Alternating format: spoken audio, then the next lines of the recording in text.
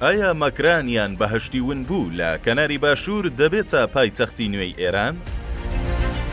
بیرۆکە کۆنەکە ئێستا زیندوو بۆتەوە و ئێران بیر لە گواستنەوەی پایتەخت لە تارانەوە بۆ کەناراوەکانی باشووری ڕۆژهەڵاتی شاری مەکران لە کەنجاوی عومان دەکاتەوە. بە گوێرەی ئەژانسی فرانس پرێس، بیرۆکەی گواستنەوەی پایتەختی ئێران لە تارانەوە بۆ شاری مەکران لە کەناراوەکانی کەنجاوی عومان لە مێژە مێشکی بەرپرسانی ئێرانی داگیر کردووە. بیرۆکەیەک کە بەردەوام لە بۆ نەجۆرە و جۆرەکان لە سەرەتای دامەزراندنی کۆماری ئیسلامی ئێران لە ساڵی 1970 باس کراوە، بەڵام بەهۆی چەندین ئاستەنگی گەورە و جۆرە و جۆری وەک ئابووری و لۆجستی و ئەمنیەوە جێبەجێکردنی دواخراوە. بەڵام لەگەڵ دەست بەکاربوونی مەسعود پزیشکیان، سەرۆکۆماری نوێی ئێران لە مانگی تەموزی ساڵی 2024 دووبارە بیرۆکەی گواستنەوەی پایتەختی ئێران لە تارانەوە بۆ کەناراوەکانی مەکران سەری هەڵداوەتەوە. بەڵام ئایا مەکران کە شارێکی کەناراویە لەسەر کەنجاوی عومان جێگەی تارانی پایتەخت دەگرێتەوە؟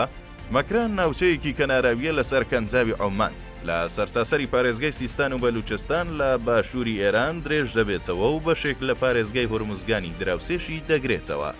ئەم ناوچەیە بەردەوام وەک جێگرەوەی تارانی پایتەختی ئێران بانگەشەی بۆ کراوە. لەو چوارچێوەیەدا عەباس عێراقچی، وەزیری دەرەوەی ئێران، ڕۆژی یەکشەممە 16 شوباتی 2025 وتی مەکران واتە بەهشتی ون بوو، دەبێ بگۆڕدرێت بۆ ناوەندی ئابووری داهاتووی ئێران و ناوچەکە. مەسعود پزیشکیان، سەرۆکۆماری ئێرانیش لە وتارێکیدا لە مانگی ئەیلولی ڕابردوودا وتی هیچ ڕێگایەکی دیکەمان لە بەردەمدا نییە جگە لە گواستنەوەی ناوەندی ئابووری و سیاسی وڵات بۆ باشوور و نزیک دەریا. پزیشکیان جەختی لەوە کردەوە کە کێشەکانی تاران بە درێژەدان بە سیاسەتەکانی ئێستا زیاتر و خراپتر بوون، لەوانە قەرەباڵغی هاتوچۆ، پیسبوونی ژینگە و کەشوهەوا و ڕۆشتوونی زەوی. ئالنگاریەکانی بەردەم تاران بە تایبەت لە قەرەباڵغی هاتوچۆ، کەمی ئاو، خراپ بەڕێوەبردننی سەرچاوەکان، پیسبوونی توندی هەوا، جگە لە ڕۆچوونی وردە وردەی زەوی بە هۆکاری سروشتی یان چالاکی مرۆڤەوە تەنگیان بە شارەکە هەڵچنیوە. ئەوکات پلانی گواستنەوەی پایتەخت مشتومڕێکی زۆری لە ناوخۆی ئێراندا لێکەوتۆتەوە.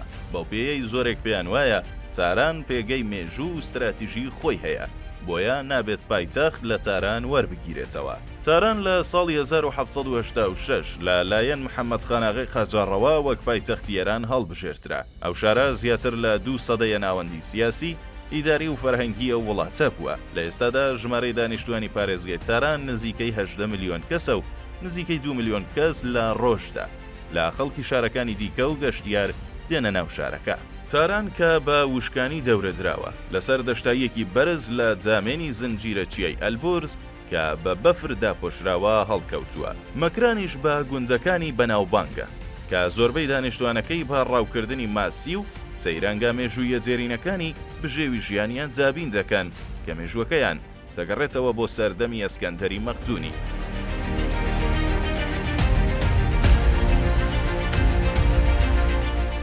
لایەنە باش و خراپەکانی گواستنەوەی پایتەختی ئێران بۆ ناوچەی مەکران چین. ئاژانسی هەواڵی خوێندکارانی ئێران ناسراو بە ئیسنا لەو بارەیەوە بەراوردکاریەکانی بۆ لایەنە باش و خراپەکانی گواستنەوەی تارانی پایتەخت بۆ کەناراوەکانی مەکران ئەنجام داوە و ڕایگەیاندووە. مەکران توانای ئەوەی هەیە ببێتە ناوەندێکی گرنگی بازرگانی و ئابووری، بەڵام گواستنەوەی پایتەخت ئەو بارگرانیە داراییە قورسانە زیاد دەکات کە ئێران دەمێکە بەدەستیەوە دەناڵێنێت کە بە شێوەیەکی سەرەکی لە ئەنجامی سەپاندنی دەیان ساڵەی سزانێ و دەوڵەتیەکانەوە سەرچاوە دەکرێت.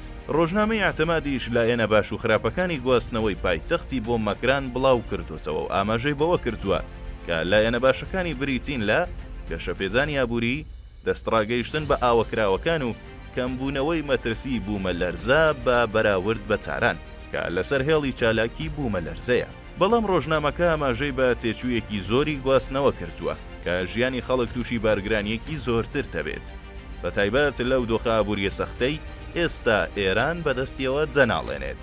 لە بەرامبەردا ماڵپەڕی خەبەر ئۆنلاین ئاماژەی بەوە داوە کە ناوچەی مەکران بەرکەوتەی گۆڕانی کەشوهەوا بووە.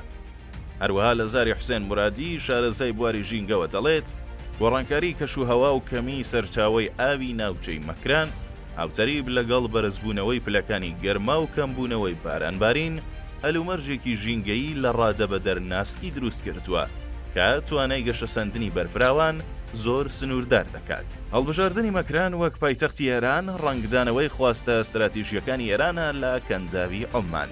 بەنەفشە کیانوش پسپۆر لە پەیمانگەی نێودەوڵەتی بۆ لێکۆڵینەوە لەسەر ئێران لە پۆستێکدا لە پلاتفۆرمی ئێکس نووسیویەتی. پێدەچێت هەڵبژاردننی مەکران ڕنگدانەوەی تەماحی استراتیژی فراوانتر بێت، بۆیە هەڵبژاردننی مەکران وەک پایتەختی داهاتوو ئێران ڕکابەری لەگەڵ بەندەرەکانی دەریایی وەک دوبەی و گەوادەر لە پاکستانی دراوسێدا دەکات.